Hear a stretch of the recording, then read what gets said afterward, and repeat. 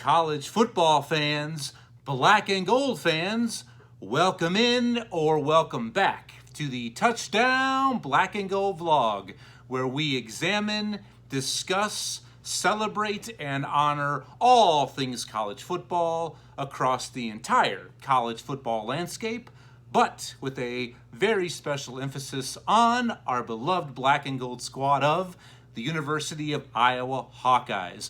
Welcome back, guys. I'm your usual host, Blair Parks. It's great to be back with you, Fu Manchu and all. And by the way, Black and Gold family, why don't you go ahead and let me know what you think about the new look, the Fu Manchu. Should it stay? Should it go? Like the Clash once saying, should I stay or should I go now? Do you like, dislike? Let me know. I'm kind of up in the air about either shaving it, trimming it, letting it grow. Don't really quite know. I need your insight and your input. Anyway, it's great to be back with you. I hope your summers are going excellent, and a very, very happy belated Dad's Day to all of you fathers who are viewing. I hope it was excellent. I'm donning the bracelet that my daughter made for me, so it was an excellent Father's Day over the weekend. And I have been away for quite a while, but as you know, life happens. This time of year, a lot of things going on, family vacations and trips, softball, basketball, this activity, that activity, but I am ready to get back into the swing of things because starting today, today's day, June 21st, I'll be back with you at least once a week from here out for new episodes on the channel on the Touchdown Black and Gold vlog. And if this is your first time with me, welcome. If you are a college football fan, you don't necessarily have to back the black and gold of Iowa, but it doesn't hurt. But if you are simply a college football fan, fanatic, you are more than welcomed here. This is a safe zone for you. Welcome to the Touchdown Black and Gold vlog. And as always, I remind you, the viewers, the members, is you are the ones who drive these episodes. I always ask, plead, and beg for your involvement. So please feel free, let your voice be heard. Feel free to comment, like, share, rate, subscribe, tell your friends and family about the Touchdown Black and Gold vlog.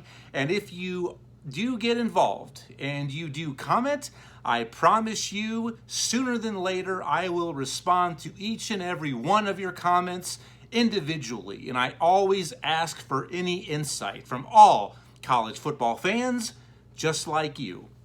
So today's episode, this is my instant yet thoughtful reaction to the recent unveiling of the 2024 and 25 Big Ten Conference football schedules, which now officially we can welcome the LA schools, USC and UCLA, even though that officially has been official for well over a year. But now that we finally see some games on the schedule, it's on paper.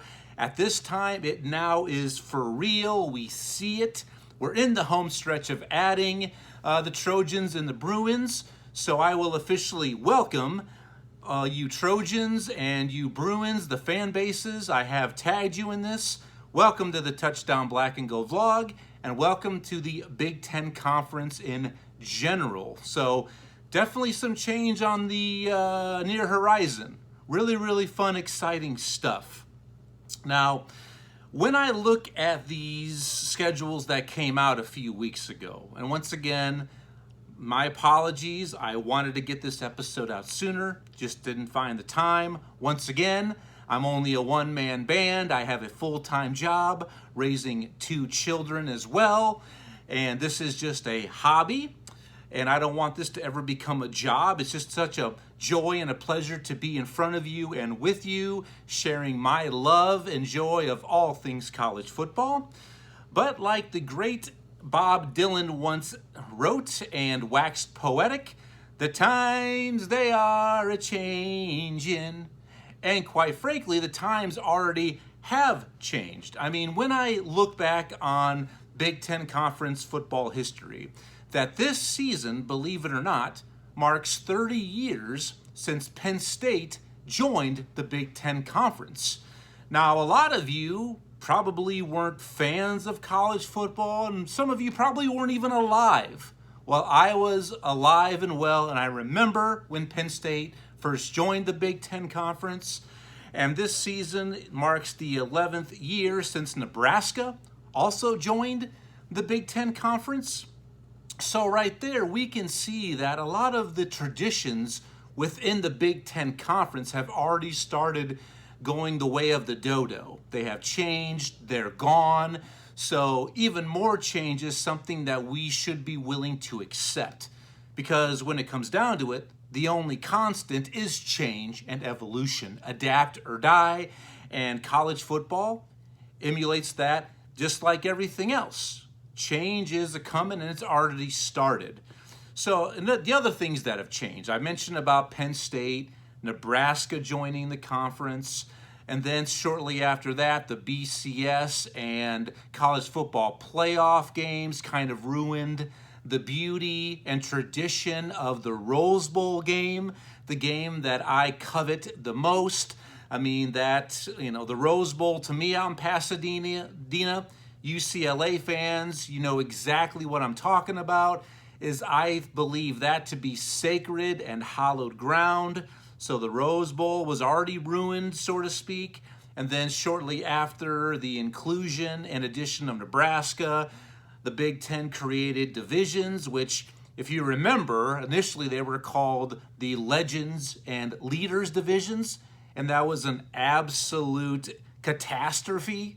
Okay, it still makes no sense to me why the hell they named those the first time around. And geographically, they weren't even near being perfect. I believe Iowa, I forget which one it was in now, off the top of my mind, it's 50-50. Doesn't really matter if it was either Legends or Leaders, but the teams in Iowa's division at that time, it was the M's, the N's, and Iowa. Michigan, Michigan State, Minnesota, you had Nebraska, Northwestern, and then Iowa. So it didn't really make much sense geographically. It just didn't. I mean, having Michigan and Michigan State in Iowa's division made no sense to me then, still doesn't now. And then after that, further expansion happened with the inclusion and additions of both Maryland and Rutgers.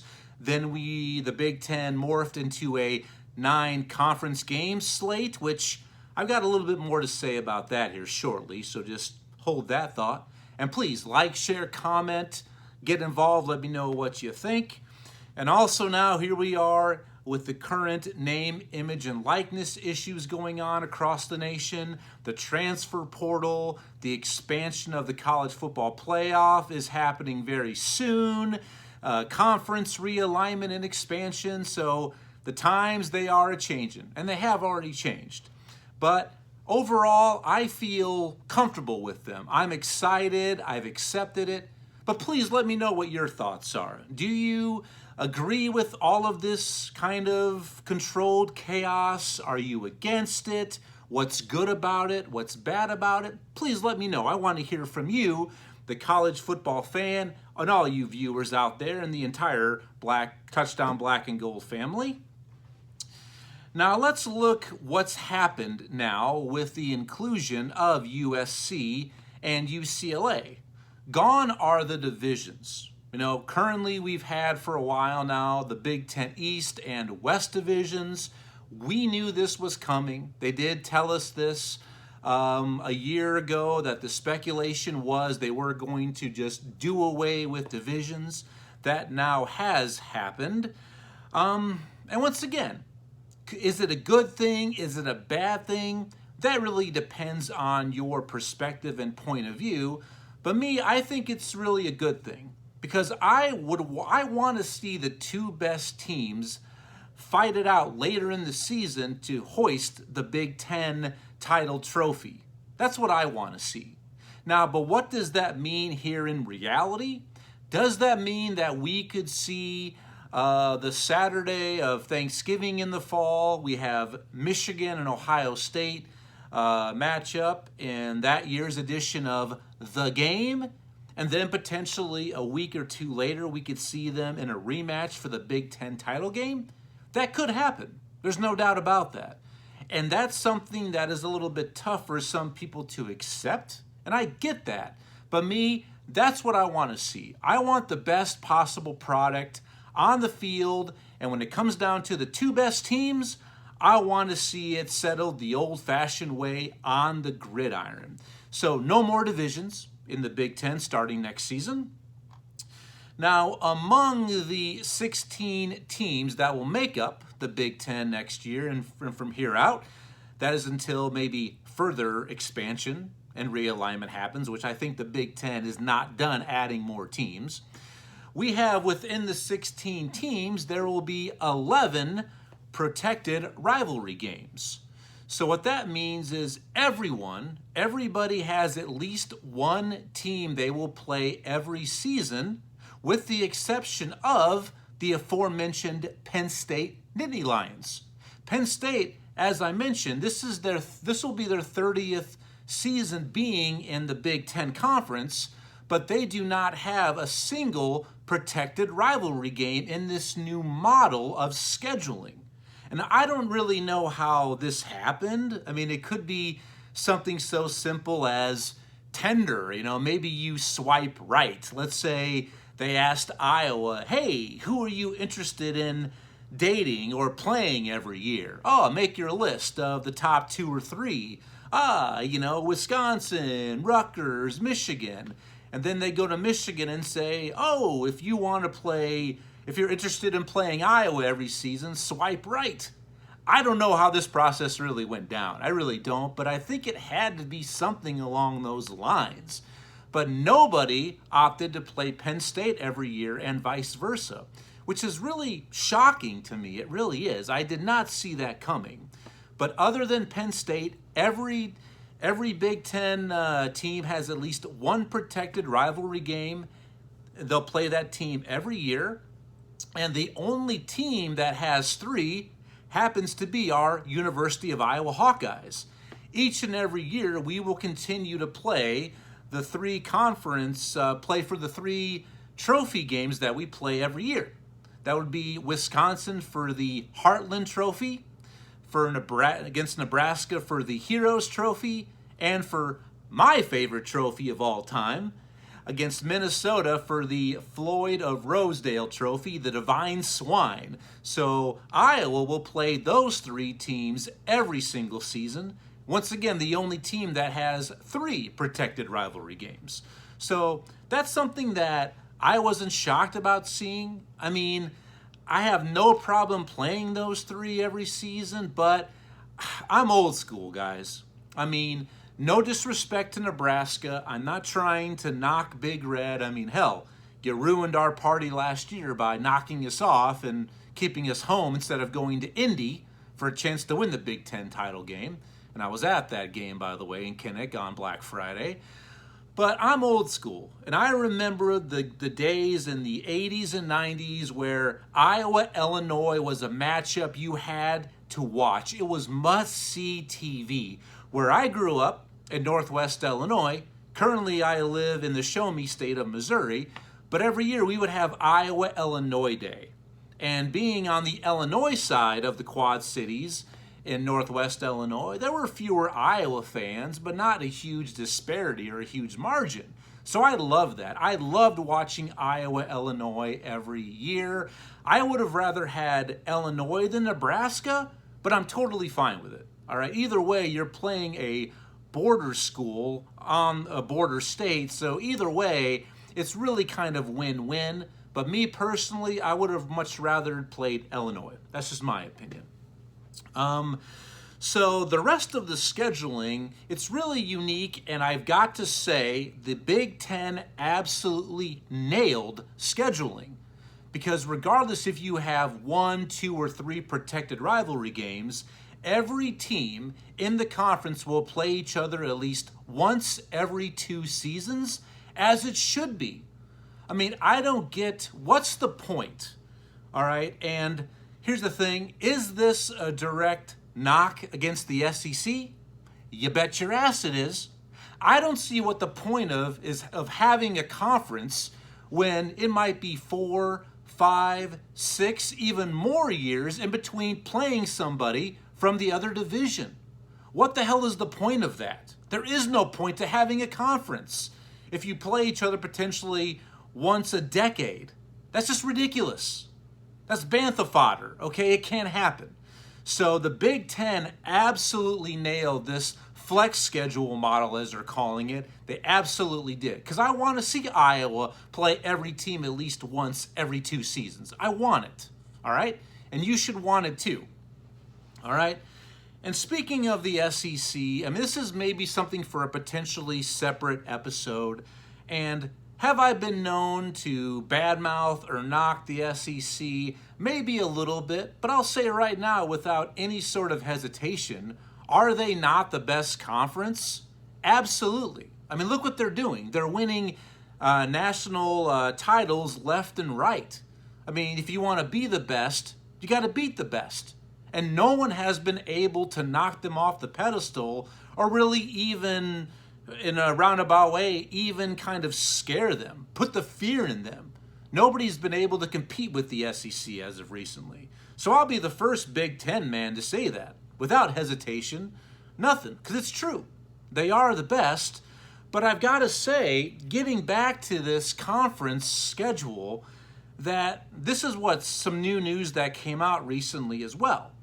Next year, as you know, unless you've been living under a rock, next year the SEC welcomes Texas and Oklahoma to their conference.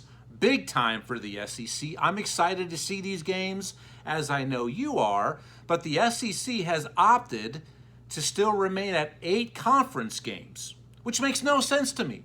What could happen is exactly what I just said. Let's just wait forever for Oklahoma to play, I don't know, Missouri. Or let's wait forever to have Alabama potentially, I don't know, play Vanderbilt. I mean, it might be happening in 2024, but you're going to have these long layoffs. Us as fans, we don't like that. We despise that. We want those matchups. So them staying at 8 conference games, I don't see how the SEC can really justify this. When the Big Ten's been playing 9 conference games for a while now, just as the Pac-12 conference and Big 12 have. 9 conference games is what you have to play. If you're going to expand to 16 teams, you've got to play 9. And I'm sorry, I can't see how any SEC fan will deny that absolutely gives them an advantage. It does. I don't care. All right? And if you're an SEC fan, if you think that's not an advantage for you to play only 8 conference games, then I can't help you. I really can't. All right? And furthermore, another thing that is an absolute blemish and a black eye, black mark, however you want to word it, on the mighty SEC conference where it just means more, is I looked, playing FCS cupcakes each and every year. I mean, yes, do a lot of teams from the other Power 5 conferences do that? Absolutely they do. I looked. This season coming up, 2023, FCS opponents, I looked. The Big Ten, 6 out of 14 teams play an FCS team. Iowa not being one of those, by the way. 6 of the 14, so just under 50%. What would that be? 40, 45%. I'm no math genius. So 6 out of the 14 play an FCS opponent, and the really only upper echelon college football playoff contender that does is Ohio State, which I get it. You know, they are playing the Fighting Penguins of Youngstown State. Yeah, you never want to sleep on the MAC, the Missouri Valley Conference. You don't want to do that. But there's no reason for Ohio State to be playing the Youngstown State Fighting Penguins. There's no need for that. We don't want to see that. It's good for the fans and citizens of the great state of Ohio. I get that. But there's no need for the Buckeyes to play the Penguins, okay? But the other upper echelon teams, the contenders, Michigan, Penn State, Wisconsin, none of them are playing FCS opponents this season. Okay, they're not. All right? Now, when you compare that to the mighty SEC, guess what? Currently, there's 14 teams. And if you guess that every single one of them plays an FCS opponent, well, you'd be correct. That's right. 14 out of 14 teams play an FCS opponent this season. And they're not playing the FCS juggernauts. They're not playing the South Dakota State Jackrabbits or North Dakota State Bison. They're not playing those really upper echelon, legit FCS teams. They're not doing that. But every single one of them is playing an FCS cupcake.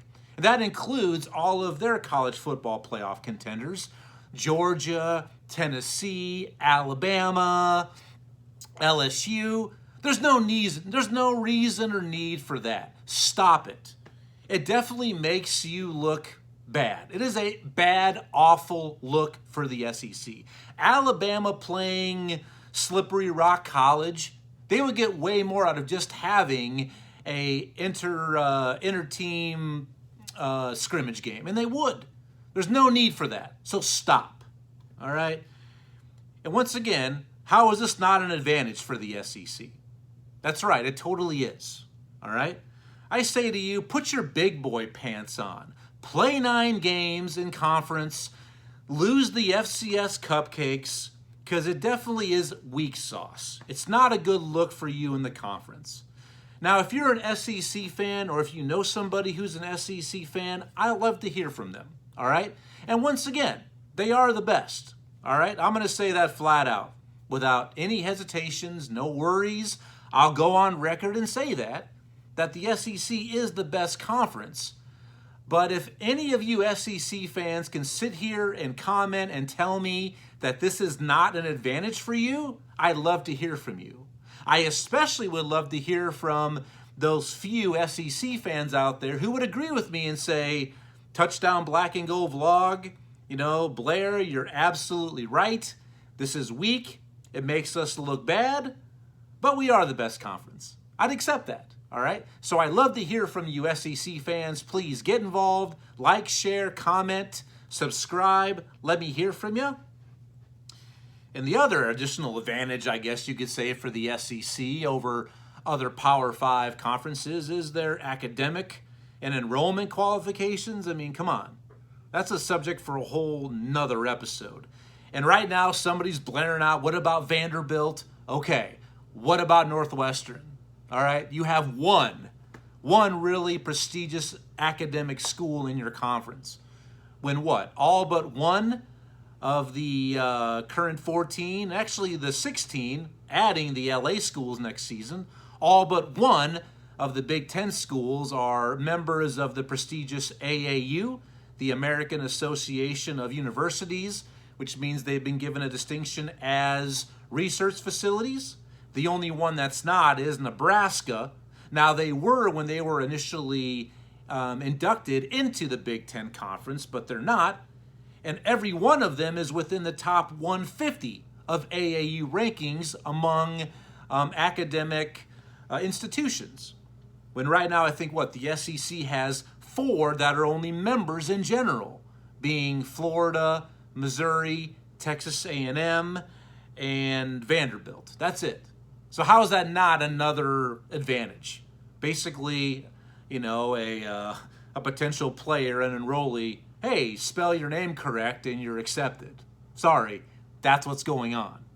Tell me I'm wrong, please. But anyway, they've got it figured out. Maybe that's why they're dominating the college football landscape and really college sports in general. I mean, the SEC is a juggernaut. They're on top, and I think they're here to stay for a while. I mean, it's going to be difficult for the other conferences to knock them off, but hey, they're well dug in, and deservedly so. They've earned it. So maybe they've found the secret recipe. They've cracked the code to win national titles. All right, maybe we're doing everything wrong, the Big Ten and everybody else. But anyway, now let's go ahead and look at Iowa's schedule, their conference schedule in 2024 and 25 very quickly. 2024 for Iowa, woo! It's going to be a little daunting. There's no doubt about it. That's the year where they'll have five conference road games and 4 at home. Home games include Maryland, Nebraska, Wisconsin, and UCLA, and they travel to Illinois, to Minnesota, to Rutgers, and to Ohio State and USC. Ouch. That's rough. Now, 2025 doesn't look as daunting on the schedule as of right now, but we don't know the trajectory of some of these teams. Are they going to stay where they are, maybe improve, fall off a little bit? But 2025, Iowa has 5 conference home games. They host both Michigan and Michigan State, Minnesota, Northwestern, also have mighty Penn State on the schedule. And they travel to Indiana, to Nebraska, to Purdue, and Wisconsin. So both seasons look a little bit difficult, but 2024 absolutely looks more daunting for the upcoming conference schedule for the Iowa Hawkeyes. Now, why did I go about sharing that with you? Well, this is the bottom line, all right? And Iowa right now finds themselves where a lot of fellow Big Ten teams also find themselves, that Iowa is a developmental program. All right, I've got no shame in admitting that because it's the truth. We're not littered with 5- and 4-star recruits. We don't get the best transfers, okay? We don't simply have the luxury of being a plug-and-play kind of program like some of the teams are in our conference. We're not Ohio State, Michigan, Penn State, or USC when they join us here very soon. We basically are developmental like the majority of the teams in our conference. We just are. So it's going to be very difficult in this new era, this new scheduling format with no divisions, for Iowa to compete at a high level each and every year.